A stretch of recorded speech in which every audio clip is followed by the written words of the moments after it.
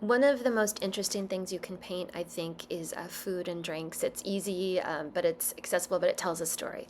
If you grew up in America, you probably know this Norman Rockwell painting. That's one way to present food. But we have a long history of food. Like in Pompeii, they found an image of a pizza oven. In Egyptian tombs, there's images of food. Some of it's like ceremonial, and some of it's just their everyday life. In ancient Roman and Greek, ancient Chinese and Japanese, we have imagery of food and beverage going back so long in history. It's a huge part of our lives. Uh, the celebration around them, the rituals around food, but also just a simple block of butter like this painting, which is one of my all-time favorites. It shows bountifulness. Is that the word? The bounty of life. It can symbolize seasons because we know what's in season. You can tell us a lot from painting food, fruits, vegetables, beer bottles, packaging, modern. The Dutch did a ton of these dark, moody. So right now, be thinking of how you want to paint your food and beverage. I don't expect you to paint that like that, but do you want to do a cubist impersonation like Brock, who did? Another one of my favorite food ones is his oyster painting. I just think this is brilliant. Do you want to abstract the food? Um, do you want to have an entire tabletop scene or just focus on one piece? Cezanne obviously did this. Diego Rivera did these amazing. I love this watermelon.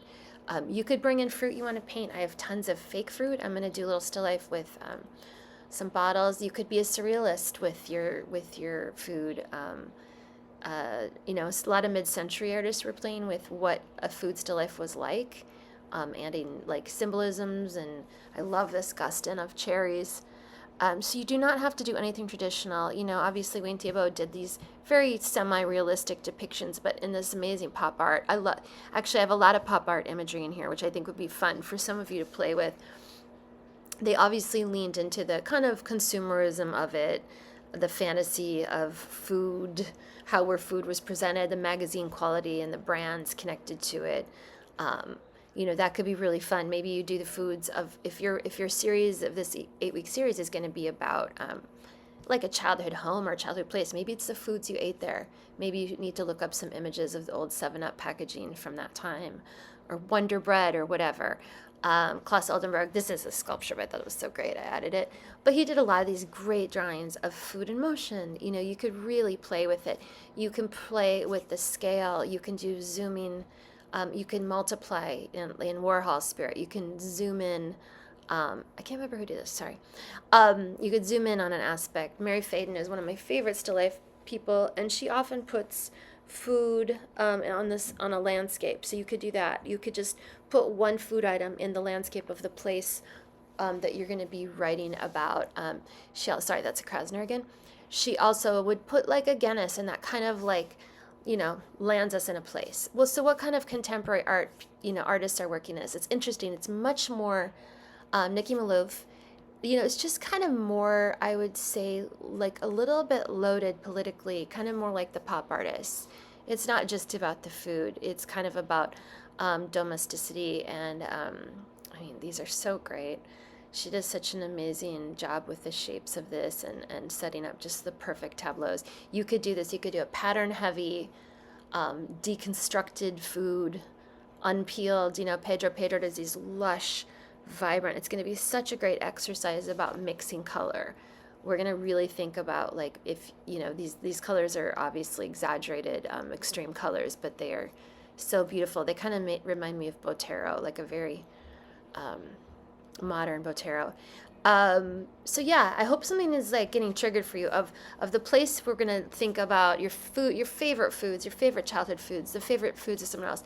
But it can be very almost political. Gina Beavers, does these very, I'm gonna say grotesque because they're kind of gross, but a commentary of American life as a woman, our kind of grotesque obsession with food porn and foods and brunches and, everything, to the extent that we become the food.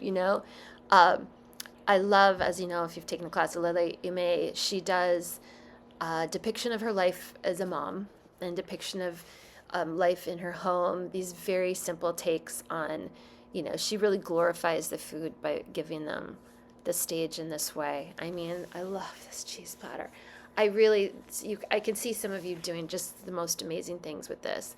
What is it on? Is it on a platter? Is it just by itself floating in space? Is there a landscape behind it? Is there a kitchenscape behind it? And I'm going to leave you with this final inspiring project of a chef who worked for 32 years recording every meal that he ate. He's a chef from Japan. And look at this, journal after journal, every single meal he ate, he drew. So start now, you could do it too. But just what a beautiful depiction of food and how special it is. And yeah, so we'll be looking at this tomorrow. I'm excited to see everyone. And yeah, we'll paint a lot of food and fruit. I'll bring some in too. Okay, bye.